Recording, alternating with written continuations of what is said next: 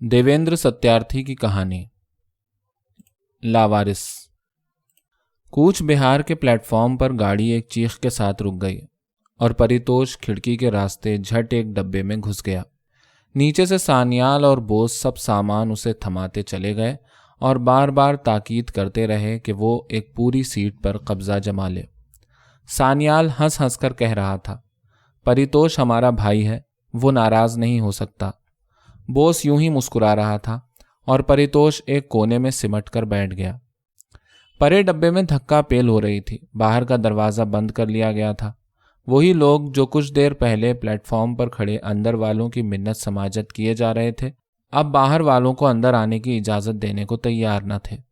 सामने की सीट पर पुराने चीथड़ों में लिपटी सिमटी एक जिंदा लाश नजर आ रही थी, जिसके चेहरे पर ऐसी मुर्दनी टपकती थी कि हर देखने वाले को खामखा घिन आने लगती और वो सोचता रह जाता कि दरअसल इस हड्डियों के ढांचे में जिंदगी है भी या नहीं। इस जिंदा लाश के पांव की तरफ एक जर्द चेहरे वाला इंसान उकड़ूं बैठा न जाने किस सोच में खोया हुआ था।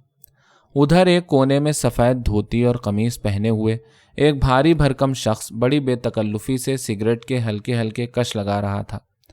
उसके चेहरे से ये मालूम होता था कि वो कोई पेंशन याफ्ता है।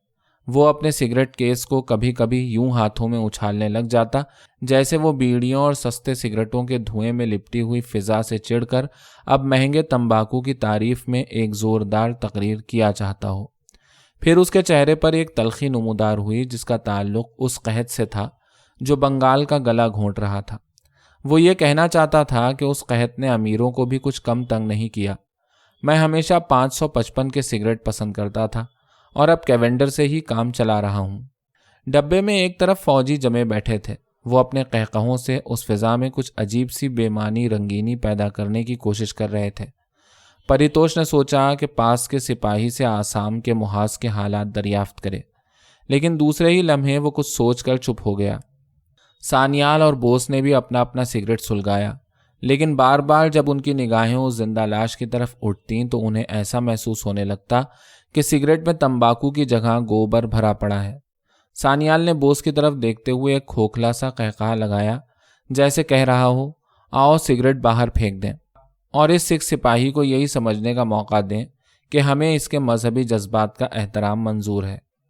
लेकिन बोस बेजान बुत की तरह बैठा रहा। जैसे तैसे वो जहर मार करते गए। ऐसे माहौल में सिगरेट के बगैर तो चारा न था। फिर परितोष की तरफ देखते हुए बोस के चेहरे पर एक शरारत आमेज मुस्कुराहट थिरक उठी। सान्याल बोला, परितोष को शायर किस कमबख्त ने बनाया था? मेरी तो समझ में नहीं आता कि सिगरेट पिए बगैर वो कैसे गीत लिख लेता है। बाएं तरफ से एक आवाज़ आने पर कि हम तबाह हो गए हैं, बोस ने जोर का कश लगाते हुए कहा, परितोष उधर भी तुम्हारा एक भाई बैठा है। अजीब बकवास है। आखिर तुम लोगों से कोई पूछे कि बताओ तुम क्यों तबाह हो गए? उधर तो तुम ध्यान ही न दोगे, यूं ही खामखां चिल्लाते रहोगे। परितोष इसके जवाब में ऊंची आवाज से अखबार पढ़ने लगा। कलकत्ते में एक हफ्ते में 1000 से ऊपर मौतें हुई। सान्याल ने बीच से टोकते हुए कहा, मर गए सो मर गए, तुम क्यों उनका रोना रोते हो? बोस ने परितोष के हाथ से अखबार छीनकर कहा, बंगाल में लाशें ही लाशें नजर आ रही हैं। बीमार ने अपने जर्द चेहरे वाले साथी की तरफ अपना मरियल हाथ उठाया, लेकिन उसके अपने सीने पर गिर गया। शायद वो कहना चाहता था, मुझे मक्खियां दिख कर रही हैं और तुम उन्हें उड़ा भी नहीं सकते। सब लोगों की निगाहें उसकी तरफ उठ गईं। सब हैरान थे कि अभी तक ये लाश किस तरह जिंदा रहने की कोशिश की जाती है। उसके चेहरे पर मैल की पपड़ी जमी हुई थी। उसके बाल किसी ज़माने में अपने घुंघरुओं पर नाश करते होंगे, लेकिन अब तो उनसे बड़ी भयानक सी बू आ रही थी। शायद ये बीमार अपने गांव में पहुंचकर मरना चाहता था, लेकिन वो अब भी कहाँ जिंदा था, लाश ही तो था। उसने फिर हाथ पांव हिलाए, जैसे वो बदकिस्मत इंसान ये कहना चाहता हो, मुझे लाशों में क्यों शुमार करते हो? मैं जिंदा हूँ, मैं जिंदा रहूँगा। सान्याल कह रहा था, परितोष के गीत एक दिन सारे देश में गूंज उठेंगे। बोस बोला, मुझे परितोष का वो गीत बेहद पसंद है, फिर जागेगा बंगाल। सब यही सोच रहे थे कि जाने गाड़ी कब छूटेगी। सबके हल खुश्क हो रहे थे। लुआब निगलने को भी किसी का जीना चाहता था। डब्बे की घुटी घुटी सी फिजा और उस पर उस जिंदा लाश की सड़ान ने बुरी तरह नाक में दम कर रखा था और हर कोई यही महसूस कर रहा था कि अभी थोड़ी देर में उसे मतली होने लगेगी। परितोष ने सोचा, सब खुशबुएं बनती जा रही हैं और जिंदगी को कै पे कै आ रही है। یقیناً میرے گیت اس دکھ درد کا مداوا نہیں کر سکتے۔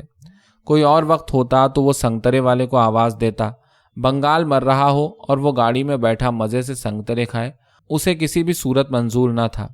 آج ریفریشمنٹ روم میں سانیال اور بوس پورا کیک ختم کر گئے تھے، لیکن اس نے تو ایک کپ چائے تک قبول نہ کیا تھا۔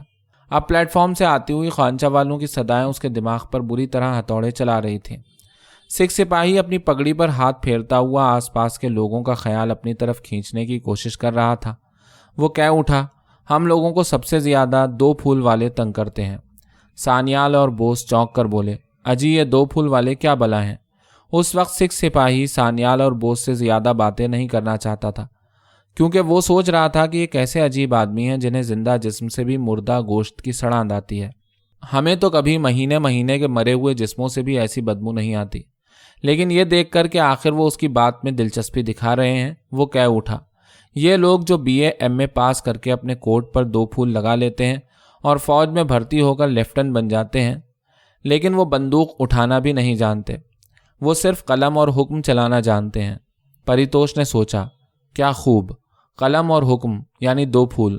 اسے خیال آیا کہ اس سپاہی سے پوچھے آسامیوں کو اس نے کیسا پایا اور کیا آسام میں بھی کسی شاعر سے اس کی ملاقات ہوئی تھی، لیکن یہ سوچ کر کہ 2 پھول والوں نے اسے کب یہ اجازت دی ہوگی کہ وہ محاذ کے کام سے فرصت کی گھڑیوں میں آسامیوں سے میل جول بڑھائے، وہ چپ بیٹھا رہا۔ بیمار کے چہرے پر مکھیاں بدستور بھنبھنا رہی تھیں، جنہیں وہ کمزور ہاتھوں سے اڑانے کی ناکام کوشش کیے جاتا تھا۔ اس کا ساتھی جانے کس سوچ میں گمسم بیٹھا اونگ رہا تھا۔ پریتوش نے سوچا کہ سانیال اور بوس بھی تو 2 پھول والے ہیں، اور BA MA پاس کرنے کے سبب تو میں بھی 2 پھول والا کہلا سکتا ہوں، لیکن میرا تو محض قلم چلتا ہے۔ ان کے حکم نے میرے قلم کو خرید لیا ہے، میرے گیت اب ان کی جائیداد ہیں۔ چاہے میں پنجرے میں نئے پھنسے ہوئے پنچھی کی طرح لاکھ پھڑپھڑاؤں، اس سے اب کیا حاصل؟ بیمار نے پھر ہاتھ پاؤں ہلائے، مکھیاں بدستور بھنبھنا رہی تھیں۔ اب جیسے کوئی اس کی طرف دیکھے گا بھی نہیں، سب نے منہ پھیر لیا تھا، لیکن پریتوش اور سکھ سپاہی کی نگاہیں بار بار بیمار کی طرف اٹھ جاتی، وہ اس کی مدد کرنا چاہتے تھے۔ پریتوش نے سوچا، یہ سپاہی تو اتنا بھی کر سکتا ہے کہ اب چھٹی پر گھر جانے کی بجائے اس بیمار کو گاڑی سے اتار کر کسی ہسپتال میں لے جائے اور جب تک یہ اچھا نہیں ہو جاتا اپنی چھٹی میں اضافہ کرتا رہے، لیکن میں تو اتنا بھی نہیں کر سکتا۔ سانیال نے بیمار کی طرف حقارت سے دیکھتے ہوئے کہا، اس امس میں ہم مرے جا رہے ہیں اور ابھی نہ جانے یہ گاڑی کب تک رکی رہے گی۔ دراصل اس کا امس سے اتنا برا حال نہیں ہو رہا تھا جتنا کہ اس زندہ لاش کی موجودگی سے۔ وہ چاہتا تھا کہ اگر کچھ اور نہیں ہو سکتا تو یہ تو ضرور ہونا چاہیے کہ اسے سامنے کی سیٹ سے اٹھوا دیا جائے۔ امت سے بچنے کے لیے بھاری بھرکم پینشن یافتہ ایک مصور رسالے سے اپنے منہ پر پنکھا کرنے لگا۔ اس نے رسالے کو الٹا پکڑ رکھا تھا۔ پریتوش نے محسوس کیا کہ یہ آدمی 2 پھول والوں کا بھی 2 پھول والا ہے، اور اس نے اس رسالے کو نہیں بلکہ بنگال کو الٹا پکڑ رکھا ہے۔ سانیال بولا، بوس، کیا کوئی ایسا قانون نہیں بنا جس کی روح سے غلیظ بیماروں کو گاڑی میں سفر کرنے سے روکا جا سکے؟ وہ کچھ اور بھی کہتا مگر یکایک گاڑی کے چل پڑنے سے اس کی بات ادھوری ہی رہ گئی۔ سب نے اطمینان کا سانس لیا۔ بیمار نے بھی ادھر ادھر ہاتھ پاؤں ہلائے۔ مکھیاں کچھ دیر کے لیے اس کے منہ سے اڑ گئیں، لیکن تھوڑی دیر بعد پھر اس کے منہ پر بھنبھنانے لگیں۔ شاید وہ موت کی رٹ لگا رہی تھیں، لیکن بیمار ابھی مرنا نہیں چاہتا تھا۔ ابھی تو اس کا خیال تھا کہ اس کا خون کافی گرم ہے اور اس کی ہڈیاں بھی چلنے پھرنے کے قابل ہو سکتی ہیں، لیکن مکھیاں تھیں کہ برابر اسے یقین دلائے جا رہی تھیں کہ اب جینے کی ہرس بیکار ہے۔ پریتوش نے ایک اور کروٹ لی اور وہ سوچنے لگا کہ دراصل بنگال ہی نہیں، کل ہندوستان اس قسم کا ایک مریض ہے۔ بھاری بھرکم پینشن یافتہ نے رومال سے چہرہ پونچھ کر نیا سگریٹ سلگایا اور اب وہ رسالے کے سرورق کی حسینہ کو ملاحظہ کرنے لگا۔ فوجی سپاہی جنگ کی باتیں بھلا کر گھر کی باتیں لے بیٹھے تھے۔ انہیں یقین تھا کہ گاڑی قحط زدہ بنگال سے گزر کر جلد ان کھیتوں میں پہنچ جائے گی جہاں آج بھی سنہری بالیاں خوشحالی کا پیغام سناتی ہیں۔ بیمار کا ساتھی اسی طرح سر گھٹنوں میں دبائے بیٹھا اونگھے جا رہا تھا۔ شاید وہ مکھیوں سے خوف کھاتا تھا اور سوچ رہا تھا کہ یہی ایک روز میرے منہ پر بھی بھنبھنائیں گی۔ سکھ سپاہی نے اس کا کندھا جھنجھوڑ کر کہا، کہاں جاؤ گے تم لوگ؟ اس نے جیسے خواب سے چونک کر سپاہی کی طرف دیکھا اور جب سپاہی نے ایک بار پھر اپنا سوال دہرایا تو وہ کہہ اٹھا، رنگ پور۔ رنگ پور تو اب نزدیک ہی ہوگا۔ لیکن اس کے بعد اس نے کچھ اس طرح سپاہی کی طرف دیکھا جیسے کہہ رہا ہو، تمہیں ہماری کیا فکر پڑی ہے، تم آرام سے بیٹھے رہو۔ پریتوش اپنے خیالات میں مگن سوچ رہا تھا کہ یہ دیس کتنا وسیع ہے، لیکن یہ غلام کیوں ہے؟ یہ غلام ہے، اسی لیے آج یہ قحط کا شکار ہو رہا ہے۔ ہر طرف چور بازار گرم ہے، ہر طرف کمینے رذیل نفع بازوں کی چاندی ہے۔ اس نے سارے ڈبے کا جائزہ لیا۔ اس وقت سکھ سپاہی بھی مزے سے کچھ چبا رہا تھا۔ پھر اس نے سوچا کہ شاید اب یہ سپاہی اس لیے گھر جا رہا ہے کہ اس کی بیوی نے بیٹا جنا ہے۔ بیوی اور بیٹے کو دیکھ کر وہ آسام کے محاذ پر لوٹ آئے گا۔ وہ سپاہی سے کہنا چاہتا تھا کہ آج تم مردہ دیس کی حفاظت کر رہے ہو، کل تمہارا بیٹا زندہ دیس کی حفاظت کرے گا۔ بار بار پریتوش کی نگاہیں اس بیمار کی طرف اٹھ جاتی۔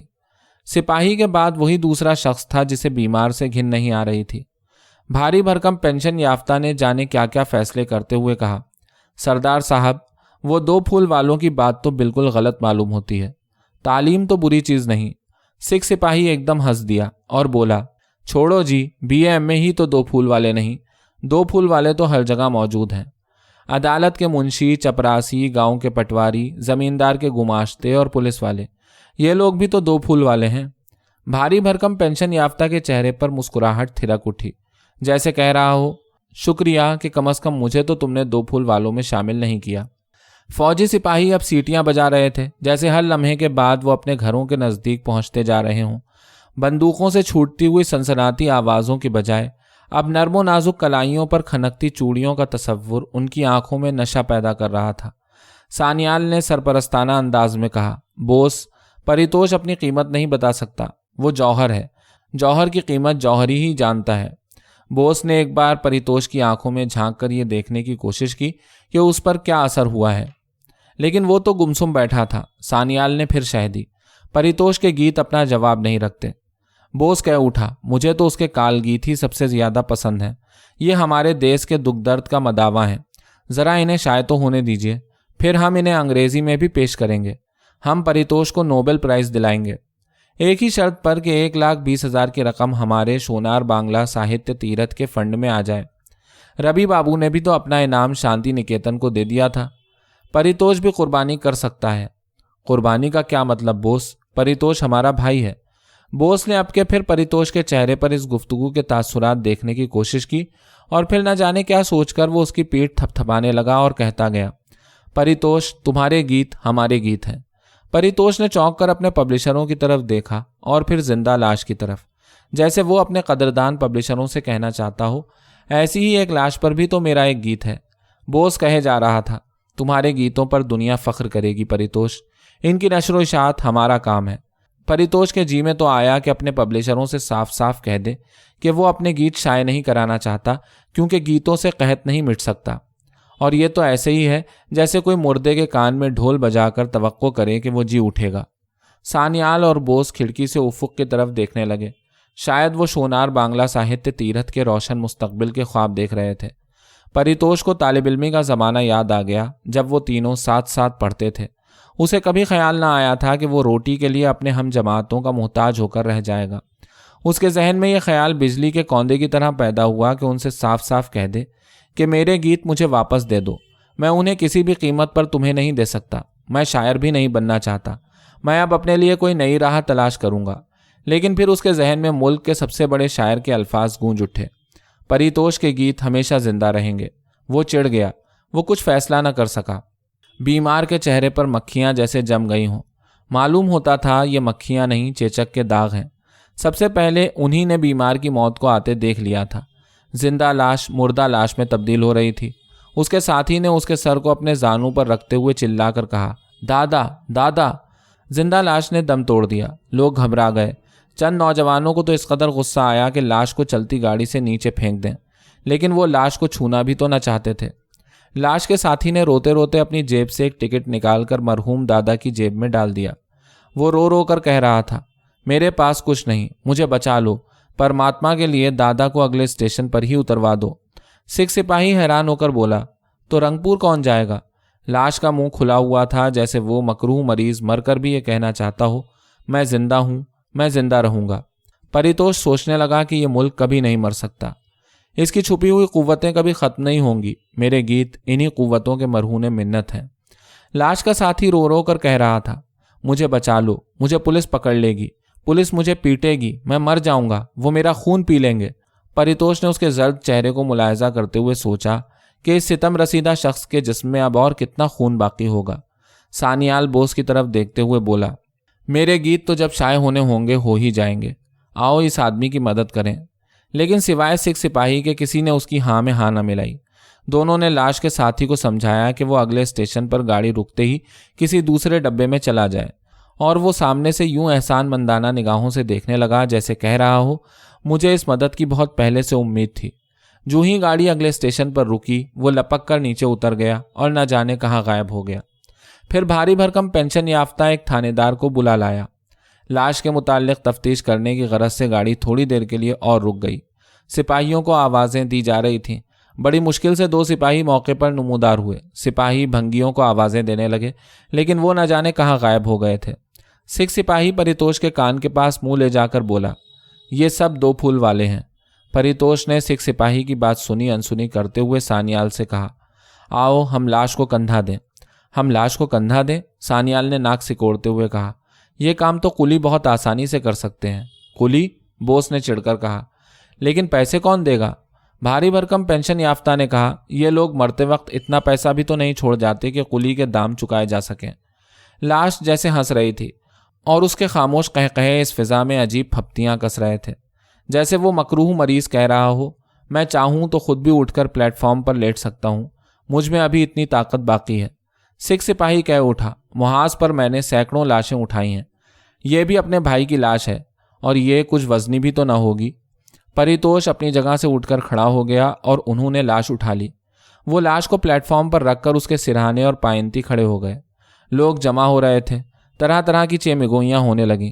تھانے دار، اسٹیشن ماسٹر اور گارڈ لوگوں کو لاش سے پرے رہنے کی تلقین کر رہے تھے۔ سپاہی بھنگیوں کو لے کر ابھی تک نہیں پہنچے تھے۔ پریتوش اور سکھ سپاہی کی طرف لوگ یوں گھور رہے تھے جیسے وہی دراصل اس انسان کی موت کے لیے جواب دہ ہوں۔ طرح طرح کی آوازوں کو چیرتی ہوئی گارڈ کی وسل ایک احتجاجی چیخ کی طرح گونج رہی تھی۔ اس وقت بجلی کے کوندے کی طرح گھر والوں کے چہرے سکھ سپاہی کی آنکھوں میں پھر گئے اور وہ لپک کر گاڑی میں جا بیٹھا۔ پریتوش لاش کے سرانے کھڑا تھا۔ بھیانک سائے دیے کی لو کو نگل چکے تھے۔ موت نے لوری گا دی تھی۔ شاید وہ سوچ رہا تھا کہ یہ دیا تو دوبارہ روشن کیا جا سکتا ہے اور موت کی لوری کو جھٹلانا بھی کٹھن نہیں۔ سانیال نے کھڑکی سے منہ نکالا اور چلا کر کہا، یہ تو محض ایک لاش ہے پریتوش، ہمارا دیش تو ایسی لاکھوں لاشوں سے پٹا پڑا ہے۔ بوس جو اس وقت گاڑی سے اترنے کے انداز میں کھڑا تھا، اپنے ہاتھ میں کال گیت کا مسودہ سنبھالتے ہوئے رقت سے لبریز لہجے میں بولا، تمہارے گیتوں سے ان لاشوں کا مداوع ہو جائے گا پریتوش، تم کیوں نہیں جاتے؟ گارڈ نے آخری وسل دی اور گاڑی چل پڑی۔ سانیال اور بوس بدستور پریتوش کو پکار رہے تھے۔